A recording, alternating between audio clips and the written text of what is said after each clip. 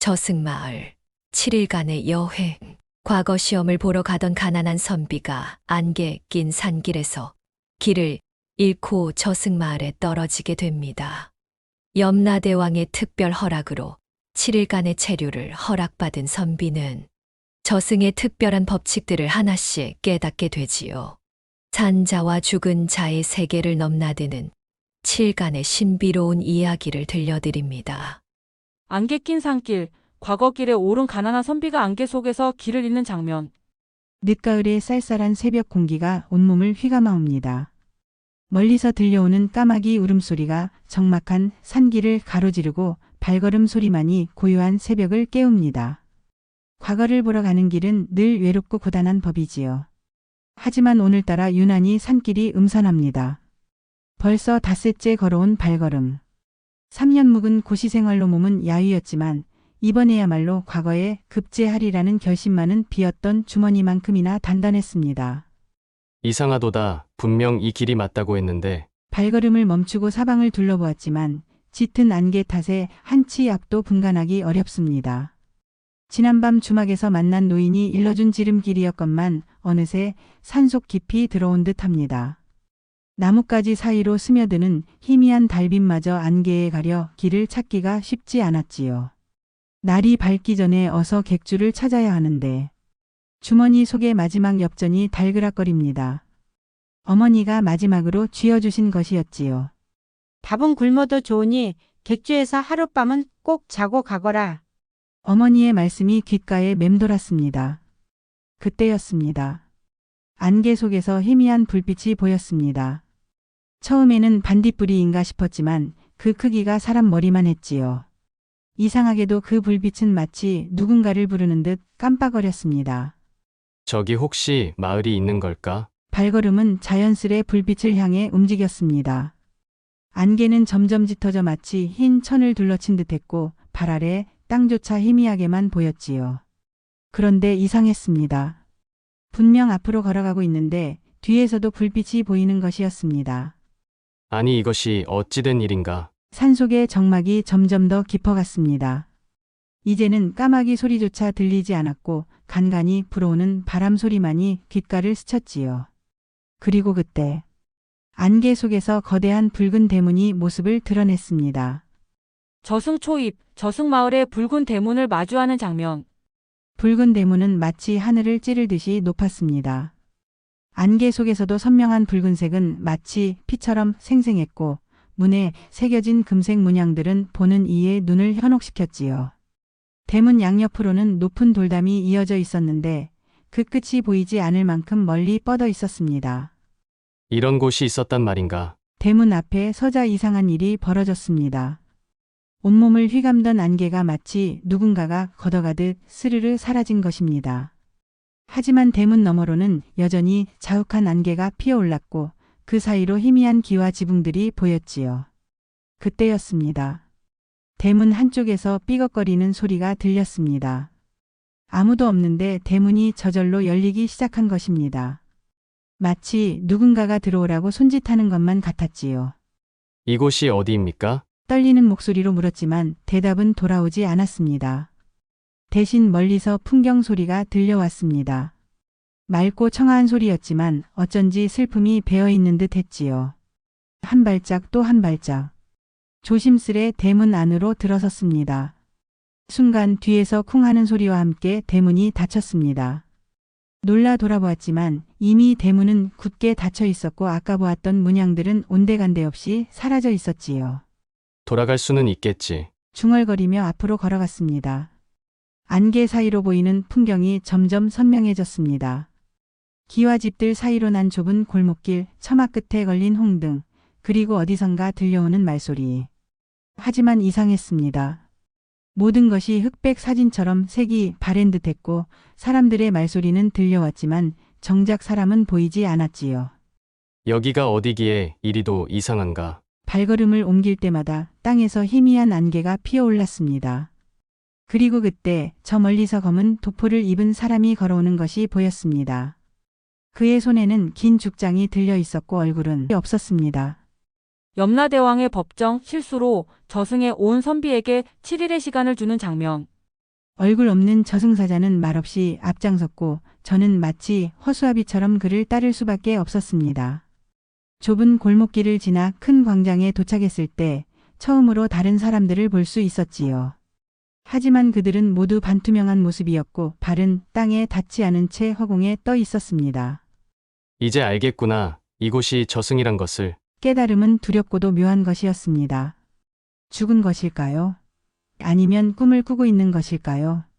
그러나 생각할 시간은 없었습니다. 저승사자가 이끄는 대로 거대한 청사 앞에 다다랐기 때문입니다.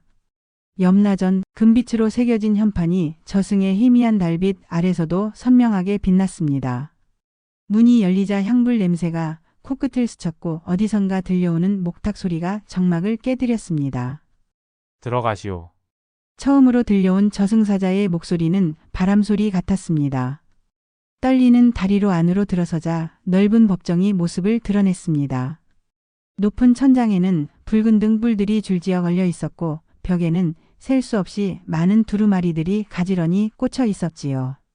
법정 중앙에는 거대한 탁자가 있었고 그 뒤에 앉아있는 이는 염라대왕이었습니다.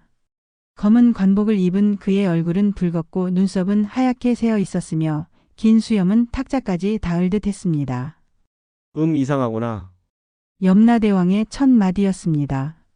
그의 목소리는 마치 종소리처럼 묵직하게 울렸습니다. 내 이름이 장원이고 25의 나이 그런데 죽음의 시기가 맞지 않는구나. 내가 이곳에 올 시간은 아직 오지 않았다. 염라대왕은 앞에 놓인 커다란 책을 넘기며 말을 이었습니다. 그래 이는 분명 실수로다. 저승길이 열린 날 안개가 자욱했던 것이 화근이었구나. 내가 산 자의 길과 저승길이 겹친 그 시각에 서 있었던 것이야. 저승사자들이 술렁이기 시작했습니다. 법정 여기저기서 전례 없는 일이라는 속삭임이 들려왔습니다. 그때 염라대왕이 다시 입을 열었습니다. 돌려보내야 하겠으나 문제가 있구나. 이미 저승의 문을 넘어왔으니 바로 돌려보낼 수는 없다. 저승의 법칙이니라. 이렇게 하자 내게 7일의 시간을 주마. 그 시간 동안 저승의 이치를 깨닫고 산자의 길을 찾아내면 돌아갈 수 있을 것이다. 잠시 말을 멈춘 염라대왕은 탁자 위에 놓인 청동 물시계를 가리켰습니다. 하지만 명심하거라. 저승의 시간은 이승과 다르게 흐른다. 7일이 지나도 길을 찾지 못한다면 너는 영영 이곳에 머물러야 할 것이다. 그리고 저승의 음식을 먹지 말거라. 한 번이라도 먹는다면 너는 더 이상 이승으로 돌아갈 수 없게 될 것이다. 저승의 밥집, 저승 음식을 먹으면 돌아갈 수 없다는 것을 알게 되는 장면. 염라전을 나온 뒤 저는 저승 마을을 홀로 걷게 되었습니다. 저승사자는 더 이상 따라오지 않았지요. 다만 마지막으로 한마디를 남겼을 뿐입니다. 7일 뒤 해질 무렵에 이곳으로 오시오. 그때까지 살아갈 곳은 스스로 찾아야 할 것이요. 이제야 주위를 자세히 살펴볼 수 있었습니다. 저승은 낯설면서도 어딘가 친숙했습니다. 마치 오래전 꿈에서 본 듯한 풍경이었지요. 기와집들은 이승의 것과 비슷했지만 처마 끝이 하늘로 살짝 휘어 올라가 있었고 담장은 회색빛이 도는 옥처럼 반투명했습니다. 닷새째 걸어온 길이었으니 마지막으로 제대로 된 끼니를 먹은 지도 꽤 되었습니다. 주머니 속의 마지막 엽전이 자꾸 신경 쓰였지요. 그때 맞은편에서 달콤한 향이 코끝을 스쳤습니다. 시장한 영혼이여 이리 오시게나. 허공에 떠있는 듯한 주막이 보였습니다. 문 앞에는 푸른빛이 도는 등불이 걸려 있었고 주인으로 보이는 노파가 웃으며 손짓을 했습니다. 그녀의 모습도 다른 영혼들처럼 반투명했지만 주름진 얼굴에 띤 미소만은 선명했습니다. 저는 아직 살아있는 몸입니다. 알고 있다네 산차의 기운이 느껴지니까. 하지만 여기서 7일을 버텨야 한다면서 그 긴 시간을 어찌 끼니도 없이 보내려고 하나. 노파의 말에 저도 모르게 발걸음이 주막 안으로 향했습니다. 안으로 들어서자 이상한 광경이 펼쳐졌습니다. 영혼들이 둘러앉아 음식을 먹고 있었지만 그릇은 비어 있었고 젓가락은 허공을 가르고 있었지요. 하지만 그들의 표정은 마치 진짜 음식을 먹는 것처럼 행복해 보였습니다. 자 이리 앉게나. 오늘의 저승밥은 특별하다네. 노파가 내온 그릇에는 실제로 밥과 반찬이 가득했습니다. 다른 영혼들의 빈 그릇과는 달리 뜨거운 김이 모락모락 피어오르고 있었지요. 이건 진짜 음식인가요? 그렇다네 산자의 몸에는 진짜 음식이 필요하니까. 걱정 말게 이승의 엽전도 받는다네. 그러나 염라대왕의 경고가 떠올랐습니다. 저승의 음식을 먹으면 돌아갈 수 없다고 하셨지요. 하지만 노파는 제 마음을 읽은 듯 말을 이었습니다. 염라대왕님의 말씀이 걱정되나? 음식은 음식이고 저승의 법칙은 법칙이지. 이건 그저 평범한 이승의 음식일 뿐이라네. 내가 특별히 산 자들을 위해 준비해 두는 것이지. 배고픔과 의심 사이에서 망설이는 저를 보며 노파는 의미심장한 말을 덧붙였습니다. 7일 동안 아무것도 먹지 않고 버틸 수 있다면 좋겠지만 그건 산 자의 몸으로는 불가능할 테니 선택은 자네가 하게나. 홀령시장, 산자의 수명을 거래하는 저승시장을 목격하는 장면. 결국 노파의 음식을 먹지 않고 주막을 나왔습니다. 허기진 배를 부여잡은 채 거리를 걷다 보니 어느새 저승시장에 들어서게 되었습니다. 이승의 시장과 비슷하면서도 전혀 다른 광경이 펼쳐졌지요. 삽니다. 이승에서의 마지막 순간을 삽니다. 팝니다. 100년 전 과거 시험 답안을 팝니다. 좋은 꿈 사가세요. 이승의 가족에게 보내는 꿈 한 푼에 드립니다. 온갖 이상한 것들이 거래되고 있었습니다. 장수를 파는 노인, 전생의 기억을 교환하는 상인, 심지어 이승에서 죽기 직전의 순간까지 팔고 있었지요. 모든 물건들은 푸르스름한 빛을 내뿜으며 허공에 떠 있었습니다. 젊은이 이리 와보시게. 허름한 포장마차 앞에 앉아있던 노인이 저를 불렀습니다. 그의 앞에는 여러 개의 모래시계가 놓여 있었는데 모두 크기가 제각각이었지요. 이건 모두 수명을 담은 시계란에 이승에서 더 살고 싶었던 이들의 마지막 소원이지. 자네는 산자의 몸을 가졌으니 이걸 살 수 있을 게야. 노인의 말에 발걸음을 멈췄습니다. 문득 궁금증이 일었지요. 그런데 이 시간들은 누구의 것인가요? 이승에서 욕심을 부려 일찍 저승에 온 이들의 것이지. 자네처럼 젊은 나이에 저승에 왔다가 돌아가지 못한 이들 말일세. 순간 등골이 오싹해졌습니다. 저승의 시장에서는 삶과 죽음이 마치 물건처럼 거래되고 있었지요. 그리고 그 거래의 대가는 돌아갈 수 없는 영원한 시간이었습니다. 시간이 얼마나 남았죠? 자네의 7일?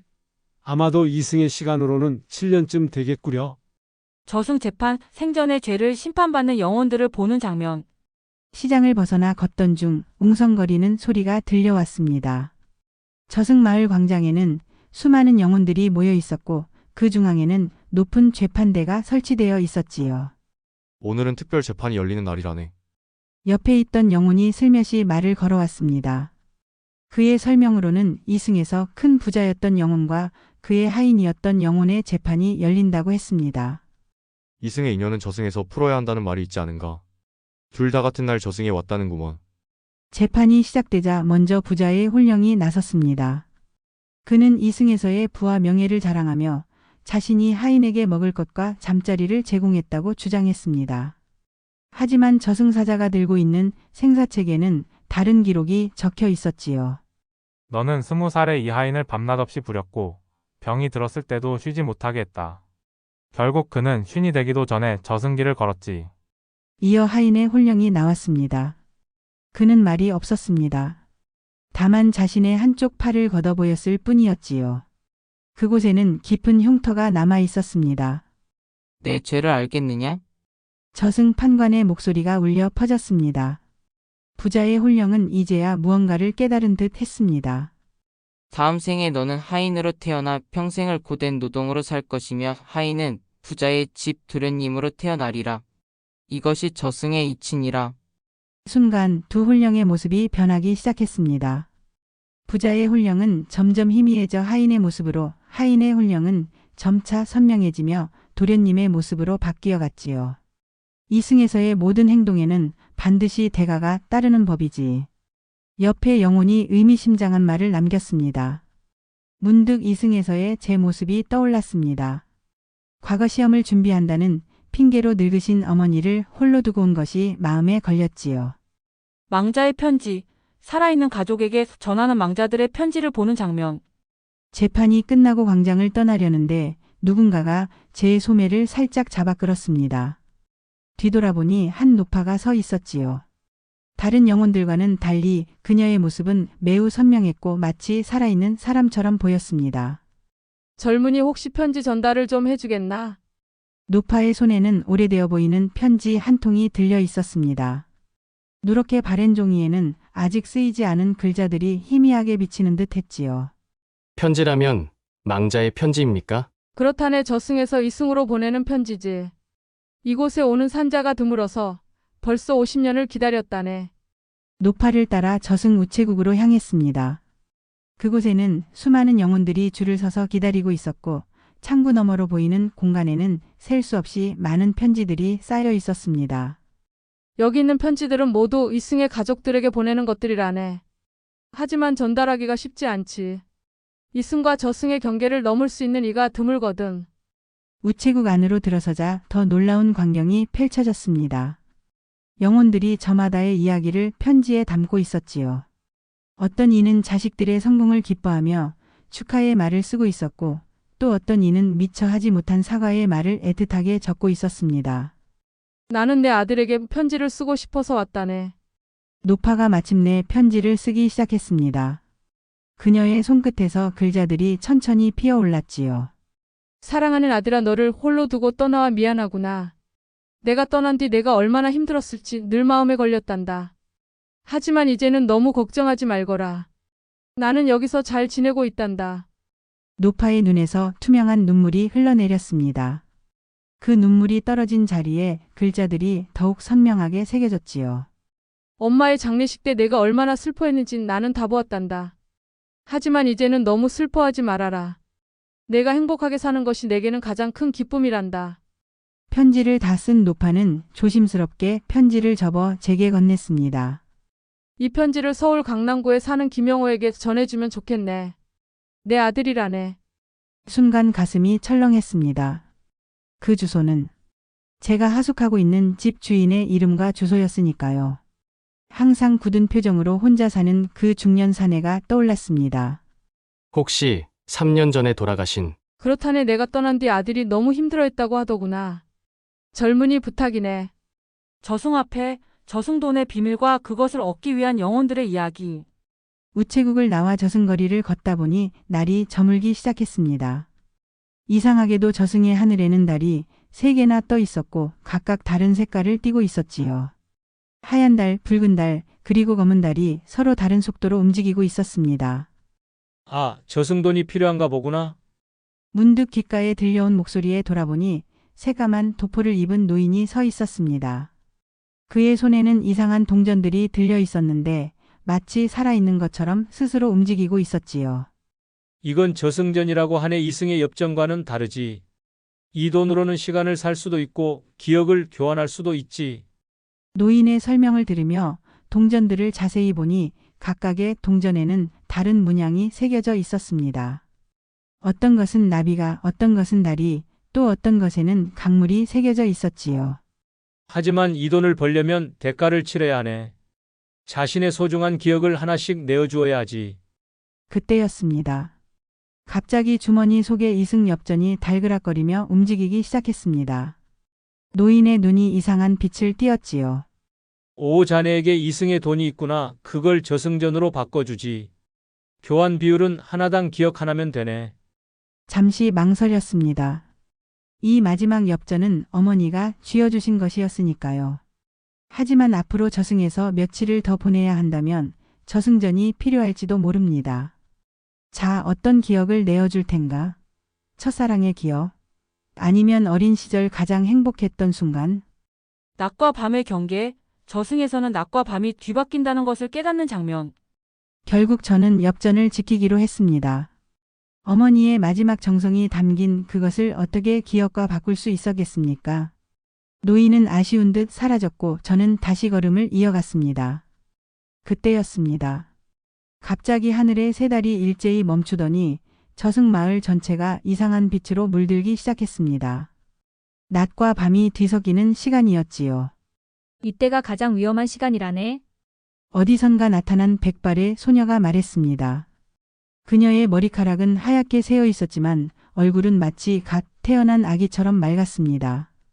낮도 밤도 아닌 이 시간에는 이승과 저승의 경계가 흐려지지.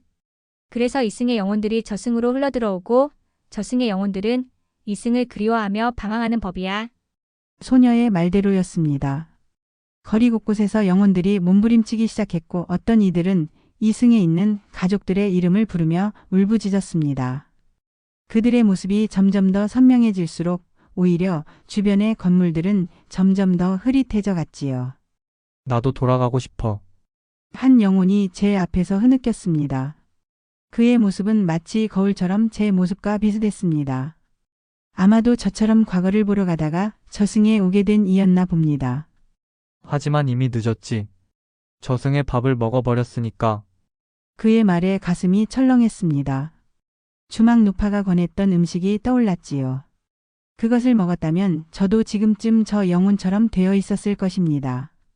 서두르는 게 좋을 거야. 이승으로 돌아갈 시간이 얼마 남지 않았거든. 소녀의 말에 하늘을 올려다보니 세 개의 달이 점점 더 가까워지고 있었습니다. 마치 시계 바늘처럼 움직이는 달들이 만나는 순간 무언가 큰일이 일어날 것만 같았습니다. 시간의 역설, 저승에서의 시간이 이승과 다르게 흐른다는 것을 알게 되는 장면. 백발 소녀를 따라 좁은 골목길을 지나자 거대한 시계탑이 모습을 드러냈습니다. 하지만 이상한 점이 있었지요. 시계의 숫자들이 거꾸로 새겨져 있었고 시계 바늘은 반대 방향으로 움직이고 있었습니다. 이곳이 저승의 시간을 관리하는 곳이야. 그리고 나는 시간을 지키는 수호자지. 소녀의 말에 고개를 돌려보니 그녀의 모습이 달라져 있었습니다. 하얀 머리카락이 검게 변해 있었고 주름 하나 없던 얼굴에는 세월의 흔적이 깊게 패여 있었지요. 놀랐니? 저승에서는 시간이 거꾸로 흐르기 때문에 나의 모습도 계속 변하는 거야. 때로는 소녀로, 때로는 노파로 마치 시계 바늘처럼 끊임없이 돌아가지. 시계탑 안으로 들어서자 더욱 놀라운 광경이 펼쳐졌습니다. 수많은 모래시계들이 공중에 떠 있었고 각각의 모래시계 안에는 작은 풍경들이 담겨 있었습니다. 그것은 마치 누군가의 인생을 담아놓은 것 같았지요. 보이니? 저것들은 모두 이승의 시간들이야. 산자들의 시간은 위에서 아래로 흐르지만 저승에서는 그 반대라네. 그래서 이승에서의 7일은 저승에서는 7년이 되는 거지. 순간 머리가 어지러워졌습니다. 제가 저승에서 보낸 시간, 그렇다면 이승에서는 얼마나 흘러간 걸까요? 그동안 이승에서는 3년이 지났어. 내가 이곳에 온 지 이제 사흘이 되었으니까. 소녀. 아니 이제는 중년의 여인이 된 그녀가 한 모래시계를 가리켰습니다. 그 안에는 제 어머니의 모습이 보였습니다. 병석에 누워 계신 어머니는 창밖만 하염없이 바라보고 계셨지요. 매일 내가 돌아오기만을 기다리시지. 하지만 이미 3년이나 지났잖니. 가슴이 무너져 내렸습니다. 과거 시험을 핑계로 집을 떠난 지 벌써 그렇게 오래되었다니. 그동안 어머니는 얼마나 많이 기다리셨을까요? 하지만 아직 늦지 않았어. 내게는 선택할 기회가 있지. 시간 수호자는 주머니에서 무언가를 꺼내 보였습니다. 그것은 앞서 노인이 보여주었던 것과 같은 저승전이었지요. 이 동전 하나로 너는 시간을 되돌릴 수 있어. 내가 저승에 오기 직전으로 말이야. 하지만 그 대가로 저승에서의 모든 기억을 잃게 될 거야. 망자들의 편지도 그들의 사연도 모든 것을 잊게 되지. 귀향길의 선택, 돌아갈 것인가 남을 것인가 고민하는 장면. 저승전을 바라보며 오랫동안 생각에 잠겼습니다. 하늘의 세 달이 점점 더 가까워지고 있었고 시계탑의 바늘은 계속해서 거꾸로 돌아가고 있었지요. 선택은 내 몫이야. 하지만 서두르는 게 좋을 거야. 세 달이 완전히 겹쳐지면 더 이상 돌아갈 수 없게 될 테니까. 시간 수호자의 말을 들으며 저는 주머니 속의 엽전을 꺼내보았습니다. 어머니가 쥐어주신 마지막 엽전.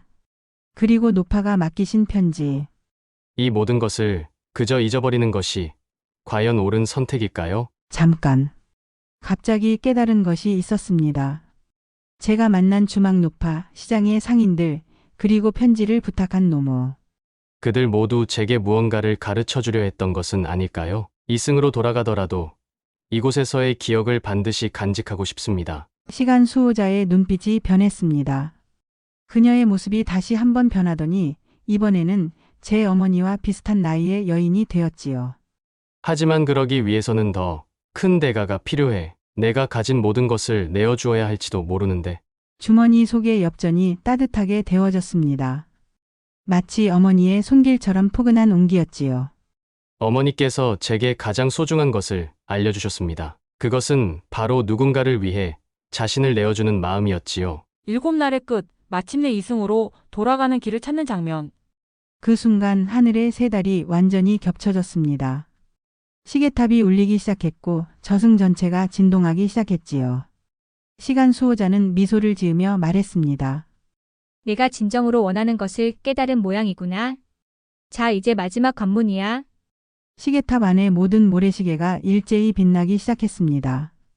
그리고 그 빛 속에서 제가 만났던 모든 이들의 모습이 스쳐 지나갔지요. 주막 노파 시장의 상인들, 편지를 부탁한 어머니. 그들 모두가 제게 손을 흔들고 있었습니다. 이승으로 돌아가는 문이 열렸다. 하지만 기억하거라. 저승에서의 시간은 거꾸로 흐른다는 것을. 내가 돌아갈 때는 내가 이곳에 처음 왔던 그 순간이 될 거야. 붉은 대문이 다시 나타났습니다.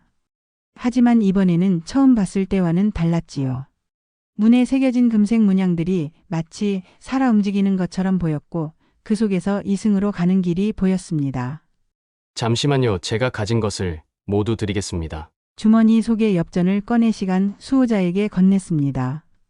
그리고 노파의 편지도 함께 내밀었지요. 이 편지는 제가 직접 전하고 싶습니다. 비록 제 기억이 사라지더라도 이 마음만은 반드시 전하고 싶습니다. 시간 수호자는 엽전만 받고 편지는 도로 돌려주었습니다. 그리고 그녀의 모습이 마지막으로 한 번 더 변하더니 이번에는 제 나이 또래의 젊은 여인이 되었지요. 내 선택이 옳았어. 진정한 마음은 기억이 사라져도 남는 법이니까. 자, 이제 돌아가렴. 그리고 기억하렴. 우리가 만난 적이 있다는 것만은. 이승에서 저승으로 가는 길은 누구나 알지만 저승에서 이승으로 돌아오는 길은 아무도 모른다고 합니다. 영상이 여러분의 마음에 작은 도움이 되었다면 구독과 좋아요, 알림 설정 꼭 부탁드릴게요. 하지만 간혹 저승의 이야기를 들려주는 이들이 있지요. 그들의 이야기는 과연 진실일까요? 아니면 그저 꿈일까요?